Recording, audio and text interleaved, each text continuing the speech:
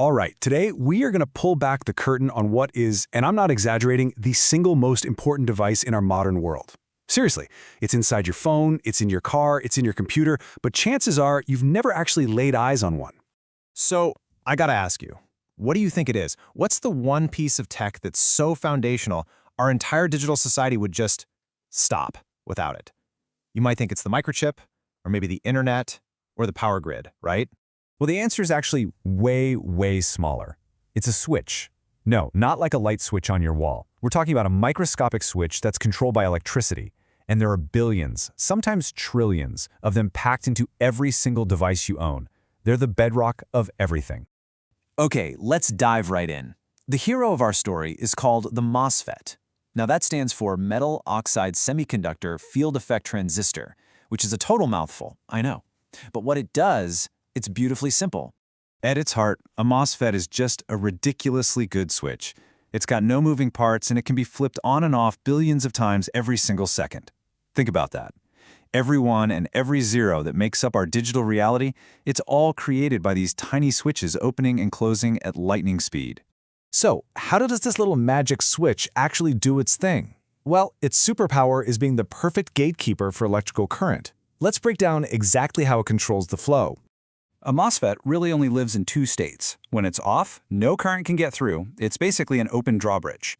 But when we apply a little bit of voltage to its control point, what we call the gate, that drawbridge slams shut, the switch flips on, and current can flow freely.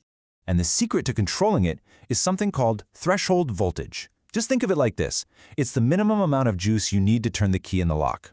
Until the voltage on that gate hits the threshold, that switch will stay stubbornly off.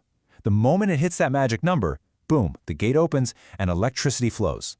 This precise on-off control is what makes all digital logic possible. But you know, the story gets even cooler. Our little hero, the MOSFET, actually has two different personalities, or types, and they work together as this perfectly complementary pair, where each one has a very specific job to do. So, meet NMOS and PMOS.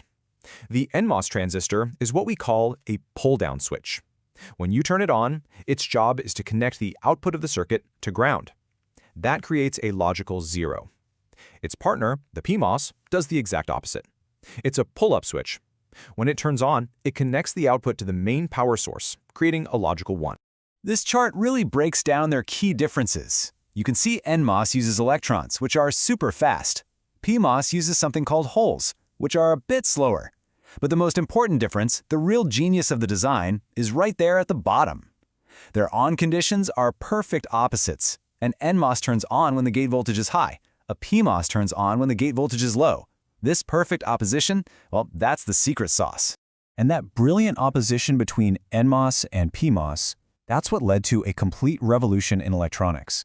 It's a technology called CMOS, and this is where everything changed.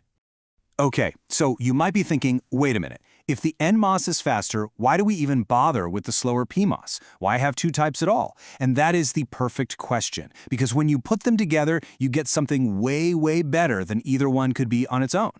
And this is the answer. This is the CMOS inverter. It's the fundamental building block of pretty much all modern digital logic. It is a perfect partnership. You've got a PMOS transistor up top acting as the pull-up, and an NMOS on the bottom as the pull-down. And you can see their gates are wired together to the exact same input.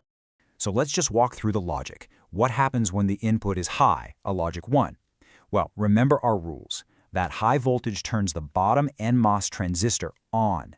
That connects the output directly to ground.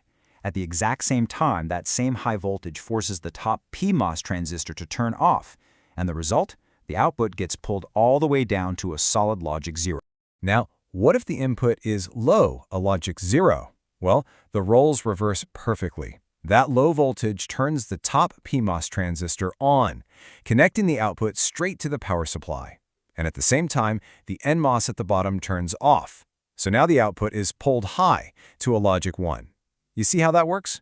It's perfectly complementary. So here's the absolute genius of it all. In either state, whether the output is high or low, one of the transistors is always off.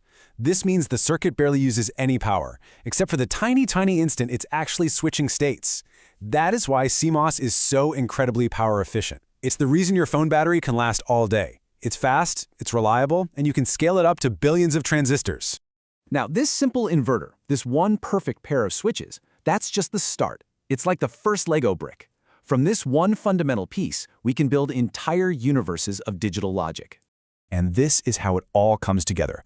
By combining these simple CMOS inverters in massive, intricate networks, engineers create what are called logic gates. And then those gates are combined to build memory, processors, and eventually, the insanely complex microprocessors that run our world. They literally look like dense, sprawling cities under a microscope. So the next time you use your phone or your computer, just remember the trillions of invisible heroes working away inside. Every video you watch, every text you send, every single thing it does, it all comes down to a tiny, perfect switch, flipping on and off billions of times a second. It really is the most important device you've never seen.